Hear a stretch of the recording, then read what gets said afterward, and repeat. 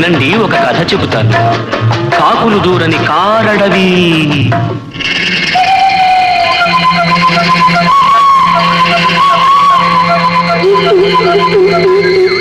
అందులో కాలం ఎరుగని మానొకటి. ఆ అందాల మానులో, ఆ అద్భుత వనంలో